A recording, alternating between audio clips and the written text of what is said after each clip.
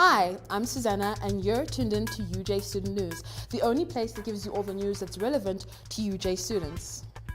Now remember, if you'd like to get a hold of us or have some interesting news stories, like our Facebook page, which is facebook.com/UJ Student News. And now for today's news. In today's show, we ask students what they eat on campus. And later on, the SABC comes to visit the solar team.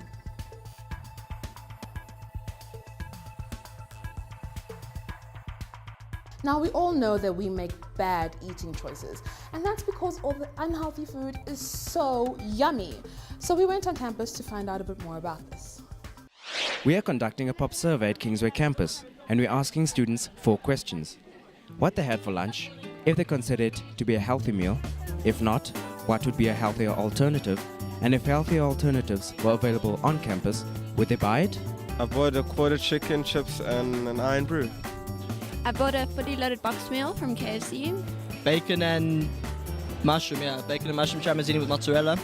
A fruit salad with yogurt. Oh no, it's not a healthy meal, but it's the quickest meal and it's cheap.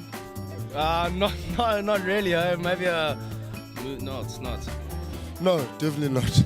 It's filling. That's I went for the filling meal and it's nice and affordable. It's part of your 5 a day, yes. A healthy alternative. Well, Fruits and salads and stuff. Yeah. I don't know, maybe a green sandwich, anything that has green in it. A healthy alternative would be, I don't know, maybe tuna sandwich, salads. depends on the day and my mood, but yeah, definitely, yeah. If it's a healthier meal, then I'll go for it, yeah. I would not go straight from chips to healthy alternatives. If they're cheap, yes. And usually they're not. We have concluded that students are generally aware that they make unhealthy food choices. But if healthier options were available, very few would choose them.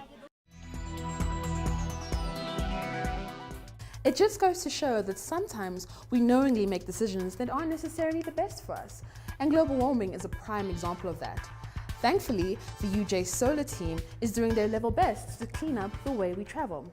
And SABC's Simon Gear came to check it out.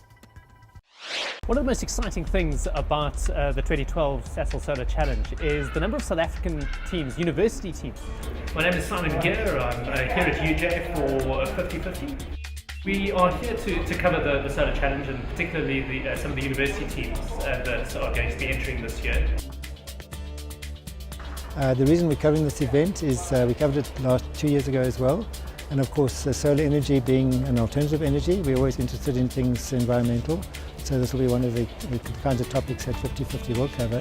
So yeah, and I think it's also great for our viewers to get to know the real intricacies of how these things work. These are teams mostly made up of undergraduates who, using their own time and their own knowledge, have put together these cars. It's a very important story for South Africa, I think, particularly just aside from the renewable energy, this whole idea of really breeding up engineers who've got good practical experience in a way that they wouldn't be able to pick up from lecture hall. We're only looking at Wits and UJ just from a practical point of view. They are, right on our doorstep. And then obviously once we're on the road, I'll be travelling with the teams for the full 11 days of the race, and we'll have a chance to interview. Sure, they may be really just using them as test platforms for this race, but we're building up a body of knowledge amongst our engineering students that will be enormously valuable in the years to come.